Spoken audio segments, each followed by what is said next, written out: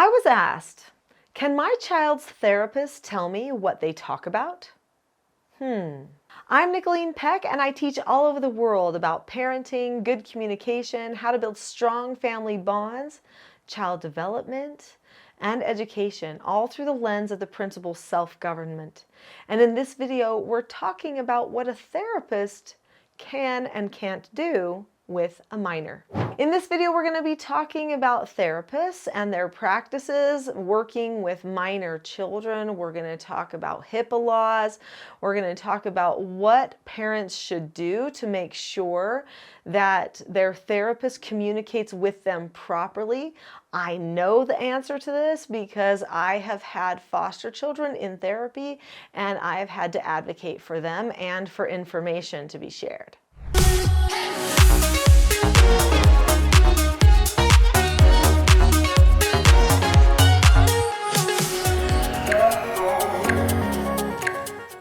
Let me just give you a little introduction to myself. So I was a therapeutic treatment care parent for troubled teens for many years. I took in many troubled teens who had neurodiversities and trauma in their past. Oftentimes there were histories of abuse and things. And so the state ordered them to go to therapy. There really was not one of those children who did not have a therapist who was regularly available for them to go and consult with. Now, some of those therapists did a really good job at communicating with me because I set the expectation right at the very beginning. Other therapists did not do a good job communicating with me and actually led to increased problems in the treatment plan of the youth that I was trying to help with their therapeutic treatment care. I had to fire a couple of therapists and find other ones because they just weren't willing to communicate like they should so that they could have proper treatment. It is important for there to be a good synergy that exists between parents and a therapist. If the parents and the therapist do not have a good synergy or a good communication that exists between them, then the child ends up becoming polarized between the two. So the child with the therapist will be talking about the parent, and the parent won't get an opportunity to fix that. The therapist could actually have an iatrogenesis effect on the child, so that now the child is turning against the parent when maybe the whole reason they're in therapy is to help fix the relationship with the parent. So this can be very troubling. I know that there are a lot of parents who struggle with this scenario happening, and they're wondering, why isn't therapy working for my child? And usually it's because they're not being included in the therapy at all. Now, I do know some parents don't want to be involved in any of the therapy. They even sign papers that say, no, I don't want to be included at all in therapy. Don't tell me anything. I don't want to know anything. I say that's not wise. I appreciate the fact that a parent might want to respect the privacy of their child in some way, but without the child and the parent discussing the matters related to the child will always feel a little bit alone. They really need the parent to be involved in their problem solving more than they need anybody else to be involved. It is true that sometimes you need a third person to talk to bounce ideas off of, or to get another perspective from. And therapy can be very useful for that.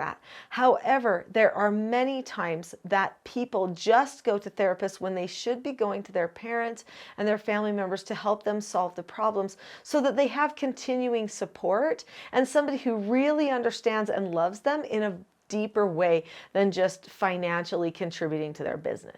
So what are the laws? Now, I want to be very clear that I am not like the top expert on the law in every single state, in every single country. And so I'm just going to say very broadly, you do want to check your state or your country's laws. In the US, we have something called HIPAA. You'd want to check the HIPAA laws in your state because there are some laws, such as like California, where a person at age 15 can claim health independence if they don't live with their parents. So they don't have to have a parent consulted at that time. But in other states, that does not exist in the law. Most states, a minor is considered a minor and parents need to be consulted until the child reaches 18. That's just the general rule for HIPAA, although like I said, some states are different. It could be 16.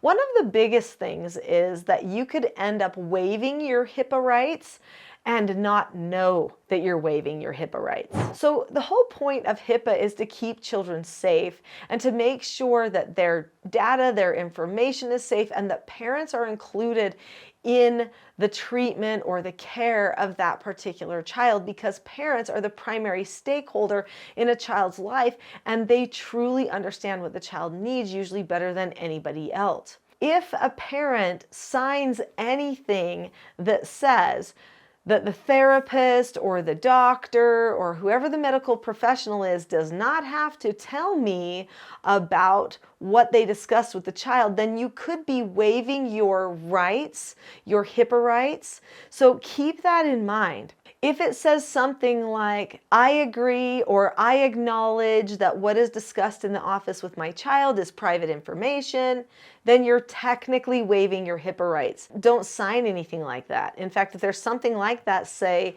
no, I don't. And make sure that you tell the therapist, the only reason I'm doing therapy is so that I can help my child out of therapy, because I don't want her to have to be in therapy forever.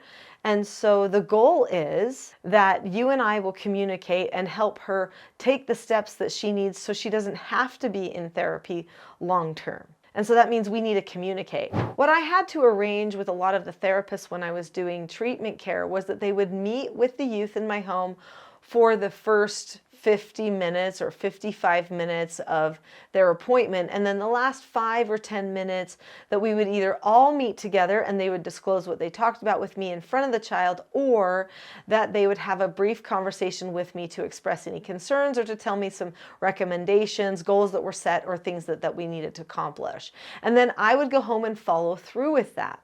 It was actually really effective for helping the majority of the youth to have me involved. If ever the therapist did not involve me in the care for the treatment plan for that child, then usually what happened was a type of distance, a hiding, a dishonesty, where the child is almost encouraged to not tell me anything. You see, the whole point of therapy is to have the person be the one that you talk to. But if it never gets back to the parent, then the child feels like they talked it out, or they explained something, or they talked about the parent, or whatever they did, but they don't ever have to actually solve any of the problems. They just go and talk it with someone and then don't communicate with the parent. That's not healthy. So make sure you don't sign any forms like that. Be aware that for most states, it's up to age 18 that someone's considered a minor, and that HIPAA would protect you and your child. But also keep in mind that therapy should be short term. So many people go into therapy and end up staying in it year after year after year. While that may be necessary sometimes for certain circumstances, for the majority of people, if therapy is working well for them, they should be able to take steps to get out of therapy in a decent period of time. If your child is in therapy and doesn't seem to be improving, maybe even seems to be getting worse, it might be time for a new therapist, and it might be time to talk to your therapist about how you need to be involved in the therapy too.